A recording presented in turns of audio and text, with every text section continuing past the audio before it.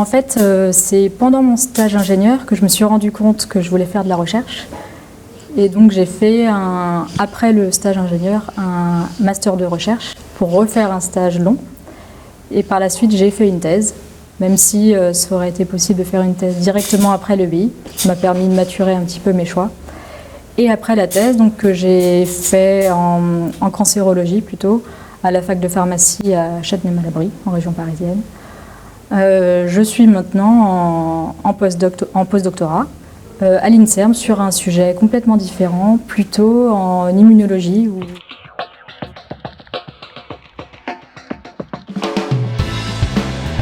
Donc actuellement je suis en postdoc, donc un postdoc c'est tout bêtement un métier de chercheur.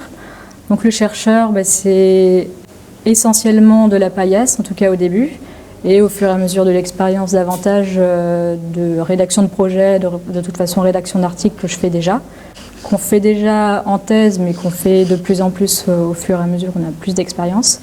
Donc pour l'instant c'est plutôt paillasse, conception de manip, analyse de résultats, voilà.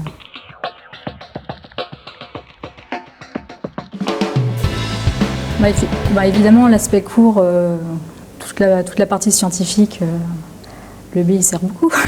C'est évident que j'ai pas tout appris dans les livres, mais c'est surtout en fait la pluridisciplinarité, l'adaptabilité de l'ingénieur qui m'a beaucoup plus servi et qui, je pense, est la valeur ajoutée par rapport à quelqu'un qui vient de l'université, pour le même métier en tout cas.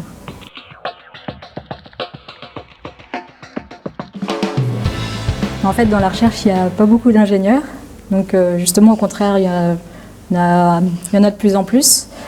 Mais c'est vrai qu'à chaque fois qu'on en parle avec mes collègues, c'est des profils qui sont très appréciés et de plus en plus recherchés, justement parce qu'on sait faire beaucoup plus de choses et qu'on s'adapte très rapidement à des nouveaux projets et pas uniquement à notre travail de paillasse classique.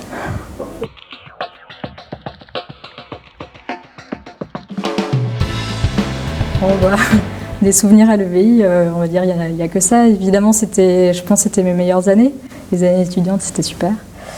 Une petite anecdote, on va dire que c'est grâce à l'EBI, ou en tout cas grâce à un malheureux accident de ski que j'ai rencontré mon mari, qui en fait était à l'école juste en face.